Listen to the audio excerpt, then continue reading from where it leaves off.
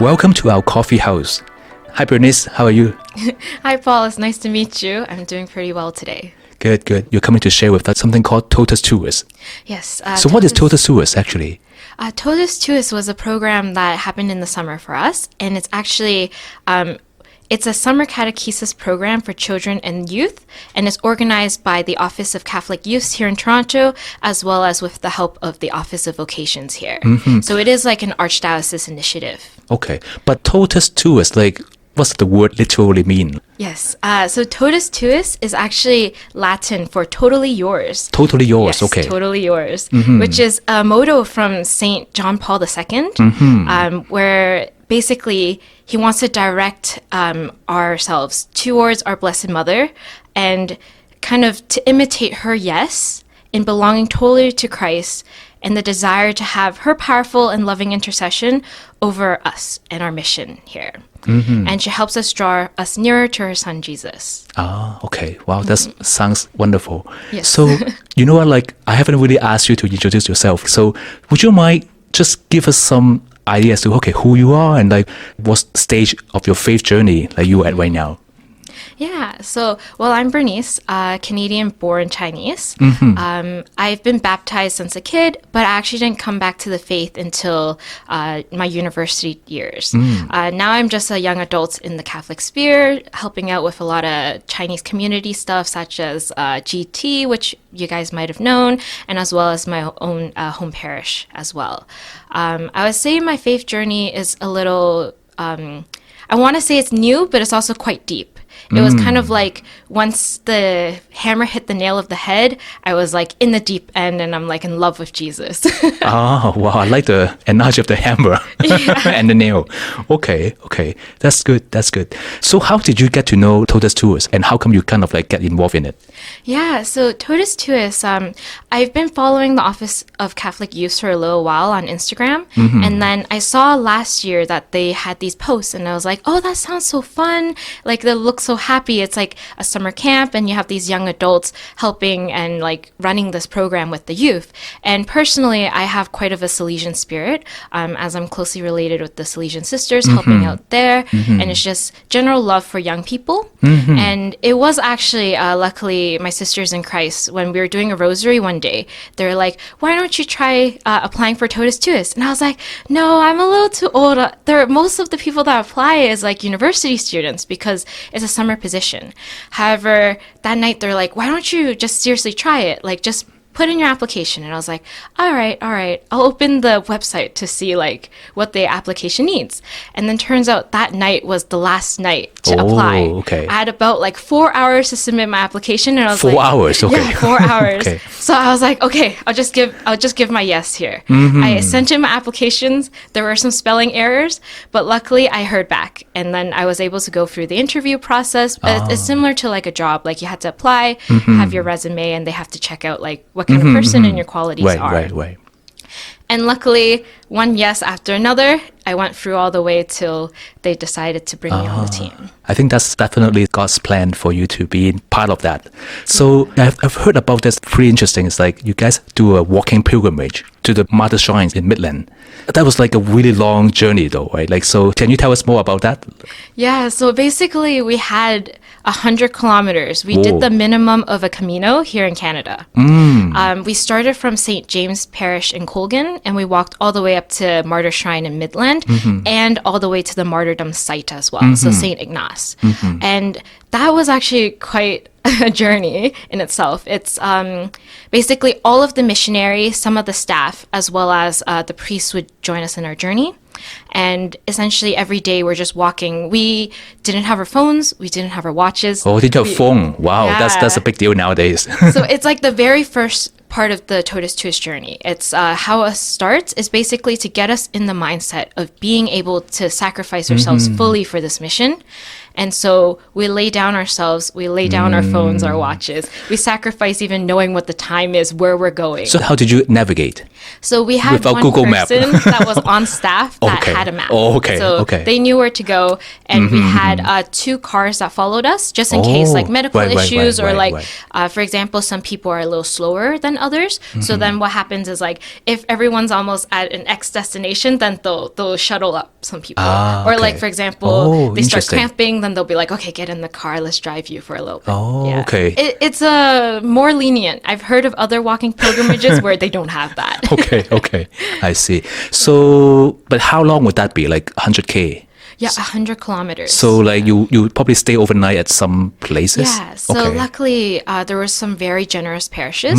So essentially we started from one parish, we walked to another one, and then we'll stay there for the night. So for the breakfast, we had to prepare our own breakfast. Like we had instant oatmeal. Our lunches are like sandwiches that we prepared the night before. But dinner, luckily, is more luxurious because the parish, whoever decides to donate, they will make dinner for us. So some nights like we'll have pasta and we'll have salad, depends on the parish that we get to, but it's beautiful because we see the community and how much people are supporting us on our journey.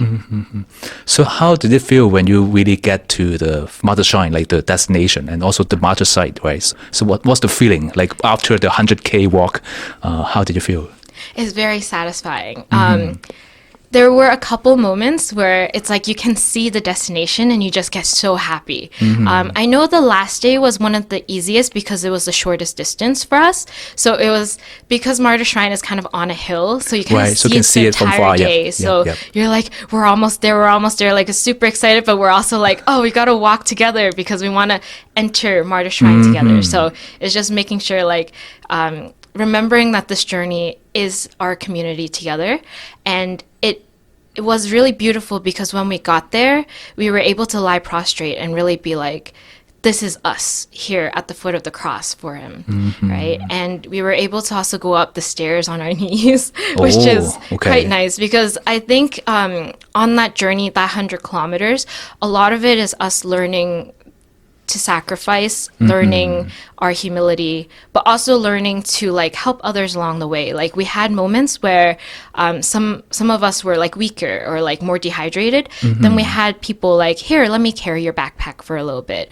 Or like, oh, here, let's share some snacks. You need some liquids or like some people that think they can walk really fast and then they suddenly like pull a muscle or get a blister. Then it's like realizing how much like at the mercy of yourself and like really like sacrificing that moment and being able to accept your limits. So I guess like this whole pilgrimage is as like a formation for you guys, right? Like how effective is that like as a formation activities? I think it sets a very good tone to the start of the mission because a lot of us came in with one set of mindset. I feel like mine was a little different just because I was the oldest missionary this year. I came from already working experience and being like, this is my vacation. I'm going to have fun and like release stress. So I actually really enjoyed that walk because I'm like, oh, I'm not behind a desk. I'm just walking and enjoying the sights and the people next to me. We also had like the Sisters of Life join us for a leg of the journey. So it's just being able to hear all the different testimonies of everyone there and being like, why did you join Totus Tuus? I did know like some other people that didn't like walking as much would be like, this is such a pain. But in reality, it is again like learning that experience of being able to be in the present moment and being able to walk with those next to you. And it's not whether or not, it's not a race. Like we all get to the parish at the end of the day, whether or not you're the first one or the last one through the doors. Wow. I wish I could have like joined, but I don't think I can walk that far anymore. So can you, Bernice, share with us what would be a typical program that you would be hosting? Okay, so Totus Tuus is actually quite a demanding program for the missionaries, but luckily we were all able to rise up for that challenge. The days actually, it is split between a day program and an evening program, and they're both for the youth. So the day program is more between the ages of like grade 1 to like grade 6, but sometimes we even get kids such as like SK or younger. It just depends on whether or not the church accepts them. While the evening program is more for like the grade 7s all the way up to like grade 12. I think we also had some college students join us for that as well, but that would entail us like 12 to 14-hour days at the parish. But it is really beautiful because it is a catechesis program. So during the daytime, we're actually having lessons with these kids, but we're also making sure we're having fun with them. So That's the tough part, right? yeah, actually, it's not too No, bad. okay, Yeah. okay. So, like, for example, at lunchtime, like, some of my missionaries, they like going to play, like, soccer with the kids or Oh, something. okay. And, like, my team in particular, we really like volleyball. And luckily, most of the parishes that we went to also had kids that like volleyball. So we were always just playing volleyball in our free time with them. But yeah, this year our focus was on the Apostles' Creed and the Glorious Mysteries. So that was what we mainly taught our day program kids, and we would like split the classes, like each missionary took a grade kind of thing. And then while our evening program, we still focus on those two, but we kind of made it more mature because their age range is more mature, and like we would tell more personal testimonies there and be like how God has moved in our lives, and hope that they'll hear that and be willing to accept God into their life as well. So a day program has mass with the kids every day, while the evening program has a night of adoration. So like it's really to prepare them for that, and to actually see them all at first, like maybe they're scared of reconciliation. And then at that night of adoration and reconciliation, we have a line that goes over time. Oh, wow. And it's beautiful to see the Spirit move in them. So that's for the whole summer. So how long was it? From July, August? So the missionaries actually started in mid-June. So we okay. had 1 week where we were walking on the walking pilgrimage, and then we had 2 weeks of formation and preparation in the seminary, where we're actually just living in the seminary full time. We're getting all these lessons about right. how to do Totus Tuus properly. Right. And then we had 1 week where they told us to prepare all of our class materials. And then after that, we're off into the world, and we're sent from parish to parish. And we basically had 5 mission weeks, where that means we have 1 week at one parish, then 1 week at another parish. And when we're at those parishes, we are living at host families. We had some even living with like at the church itself, or like living kind of near the seminary, and they had to commute to the parish there. Okay. Yeah. So what would be the most touching thing for you, like from this whole program? What moments would you describe, or like something that really struck you? Wow, I feel like this whole summer was a touching moment. In a sense, it almost feels such of an isolated time in my life. It's like, that's my Totus Tuus time. And it definitely, I do feel like I had a growth between it. And I think what's touching is how many lives we were able to touch, but they also touched our lives, whether it be the kids or the families. It can be simple moments from like our host family knowing that my partner really likes chocolate milk and them buying chocolate milk for us to have at breakfast, to like seeing these kids like, again, lining up for a reconciliation, seeing these kids sing the hymns that we taught them in their free time, hearing the parents feel very touched that their kids are saying these prayers and learning all these things, as well as like even moments where like we had a child that we thought might have been more problematic because they had ADHD and they were running around. But luckily, like that week, we were actually in the outside, like our classroom was like the backyard of the church, and the kid was just running around during our lessons. We're like, just let him be. And then he's shouting answers from where he's running. And it's just like, even though you thought he's not paying attention, but he had all the right answers. And it's just, it's beautiful to see that, like. That's funny. Yeah. Another touching moment this summer is seeing how God has worked through some of these children's lives. We had one particular teenager who actually wasn't Catholic, and after spending the week with us, she decided to sign up for confirmation. So luckily that's on the calendar, and she'll now join the church soon. And I think another one was also a little kid who I actually didn't know was not Catholic, and then he was like, I'm actually not Catholic, but I really want to be. And just seeing that spark and love and wanting to join our church is beautiful. And I really hope that stays with them throughout their life, and that maybe in the future they'll be able to join us. Yeah, that must be really really rewarding, I guess. Yeah, it is very rewarding to see that. yeah. And like it also reminds me of like how beautiful it is for myself to be in the Catholic Church and to remember that zeal and the love for God. Other beautiful moments are basically essentially at every week we also have a parish potluck. So that one is where we kind of showcase all the songs that we've been teaching the kids and like ask them questions being like, oh, what is like the story of Noah? And they'll be able to answer.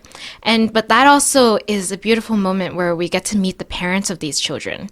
And that's where they share those stories of my kid is praying at home or singing at home. And I think one of my favorite stories I heard is there was a pair of sisters and the parents were telling me, oh, they've been throwing plays at home and calling it Totus Tuus theater, which is actually one of the things that we do. Like we teach our lessons, our catechesis lessons through theater.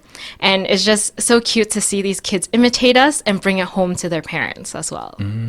So Bernice, how do you see like the parish would benefit, I guess, from having this Totus Tuus program at the parish? I think the parishes benefit quite a bit. So I think the main goal is for parishes that don't have the capacity to do it themselves. Yeah. And we're hoping to plant seeds so that they could do it in the future by themselves. It's kind of like a home starter program to help them get on their feet.